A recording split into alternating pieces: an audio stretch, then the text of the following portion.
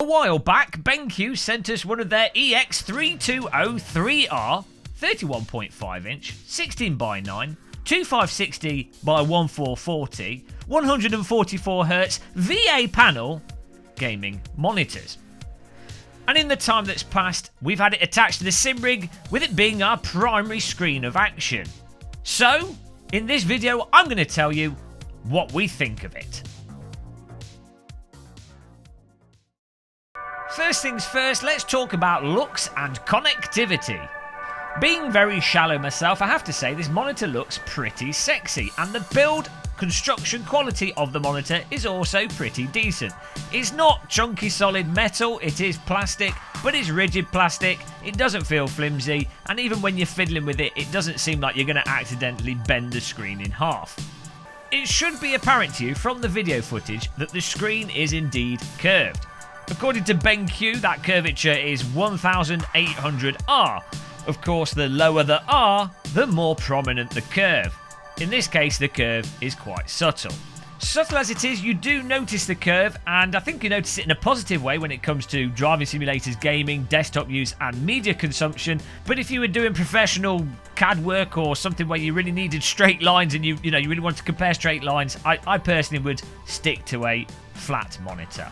Out of the box, the monitor comes with a solid but sleekly well-designed stand that does height as well as tilt adjustment. It doesn't do rotation, and bizarrely, they don't have a VESA mount in the box. You have to buy that separately, which is a bit silly because this is marketed as a monitor for sim racing, with people like myself then wanting to put the monitor onto rigs and screen mounts. What were you thinking, BenQ? But the stand that it does come with is quite nice, besides the lack of rotation.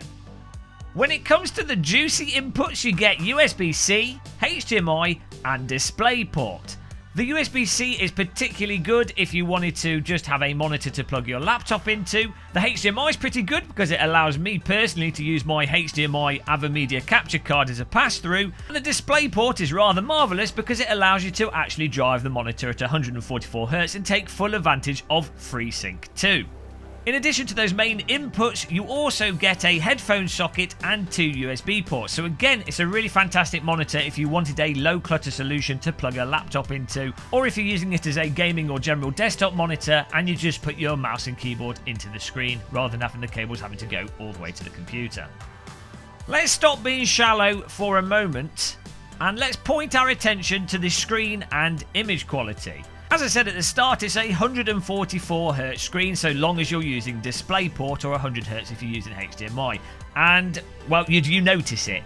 You notice it. And once you pass a sort of 90Hz threshold on a gaming monitor, it's really like night and day. I got very used to using 60Hz screens. Now, when I look at a 60Hz screen, it feels like I'm watching a stop-motion movie. So the frame rate increase you get from this monitor and similar gaming monitors is just absolutely amazing for gaming, and really is a game changer if you're still playing on a screen rather than VR. Fluid, silky, and arousing. That is what playing a game is like using this screen. Now, when it comes to the resolution, it's obviously 1440p. Now, that might sound bad compared to 4K, but having used a 4K TV for gaming, one thing that quickly becomes apparent is that even with a 1080 Ti, you're going to struggle to get a constant 60Hz on a 4K screen.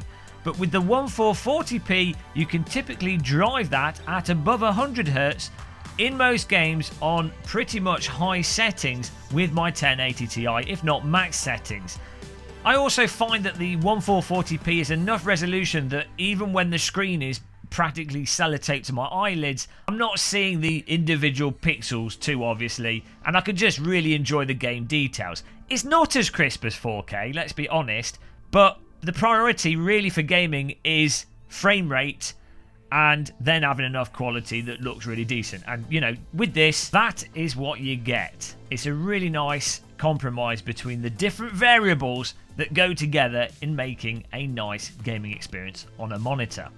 When it comes to the raw image and the image clarity, like all VA panels, this screen does have some ghosting, especially when it comes to high contrast scenes, especially in first person shooters. Having said that, it's not really something I've noticed whilst playing driving simulators, and that's pretty much all I do. The contrast normally isn't that great in driving simulators, and of course a car rotating around a corner is nowhere near close to the rotational speeds of doing a wrist flick shot in Counter-Strike. At the end of the day, the AMA setting works really well. If you're a pro CSGO player, you're probably going to be using a TN panel anyway. But it's something to be aware of, and I wanted to include it in here just so it's out there. Now, where the VA panel really does shine is that the colours on this monitor look super vibrant and really accentuate the lighting effects that you get in modern games, and just the different colours and depth of colour that's on different racetracks or different environments in games. It really is a big immersion boost, especially when you combine that with the amount of contrast that this monitor delivers. Now, BenQ has a BI Plus technology with this monitor where it detects ambient light levels and then adjusts the screen accordingly, with it also working together with the screen's HDR mode to dynamically change the contrast to get as much HDR range as possible from this panel. It also works with its low blue light settings, so if you cared about your eyes not going to ruin, that's really nice as a setting, and probably pretty good as a setting for people using this as a general desktop monitor.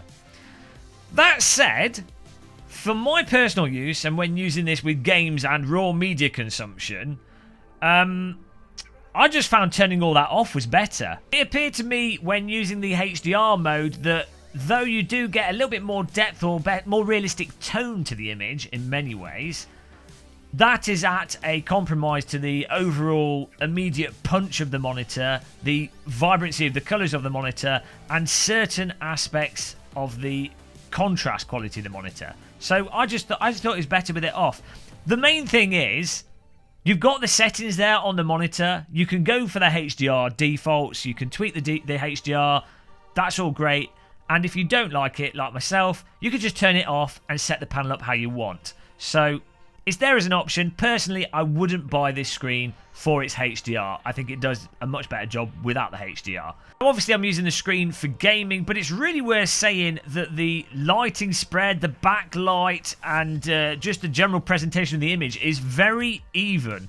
There's no obvious backlight bleed or shading in places of the image. It looks like a very uniform image, which is a problem I've had on TVs especially and other monitors that I've used. So it was really nice to get that consistent image, which again I think really adds to the immersive quality of playing on this. You're not, when you're using the screen, you're like, oh, it's really smooth and I'm enjoying the game. You're not there going, oh no, I can see a bit of shadow there, or when I look at the sky in my driving sim I can see lines in the sky because blue makes lines obvious. You just get a very good pure image from it. So I think that's where this screen particularly excels and where VA panels particularly excel. Really nice depth, really nice color contrast, and really nice uniformity of image. Finally, for those of you that like to push knobs and buttons, when it comes to the on-screen display and options, you access the options from a few buttons that are located under the right hand side of the panel. At first, using the buttons can be a little bit fiddly because you don't know where they are initially because you can't see them, which makes the design look nice but a little bit awkward to access. Also, if you're going to go into the deeper menus initially when setting up the monitor, again it can be a bit fiddly. But crucially, after a week or so of having the monitor, and once you've got it set up from once you've first taken it out of the box, it's really quick to access things like the colour vibrance, the contrast, the brightness, or the volume level, which are really going to be the only things that you're realistically changing once the monitor's in use and you've had it for a while. So I really like the on-screen display. I think it does its job perfectly fine, and it's one of the nicer ones that I've used in the past. A lot of other reviews are really critical of the on-screen display with this, but I quite like it. It's worth also noting that the screen features a picture-in-picture mode. This might be of use for some businesses or specific applications, but it's really not something I'm going to be using, so I haven't really tested it properly. Sorry, But you can position the picture-in-picture around the screen and choose the size of the picture-in-picture. So it's there, it works, it's an option. I guess that's nice to have. So there you go. In conclusion and final thoughts, it's a really nice monitor. The design of it is fantastic in terms of the overall visuals. The build construction quality of it is great. The high refresh of the panel is fantastic for gaming. Silky smooth, and the colour depth, vibrancy and contrast really add to the experience of playing games when using this screen. The lack of VESA mount is disappointing. The price, although the price is decreasing as this monitor's been on the market for a while, is a bit high compared to comparable monitors on the market. And the HDR, although it works, isn't exactly great, and I'd prefer with the HDR off. So the perfect use case for this monitor, I think, would be someone that's looking for a multi-purpose desktop monitor, maybe something to plug their laptop into, but also maybe something that has really good gaming performance and just really nice colours and vibrancy for consuming media on.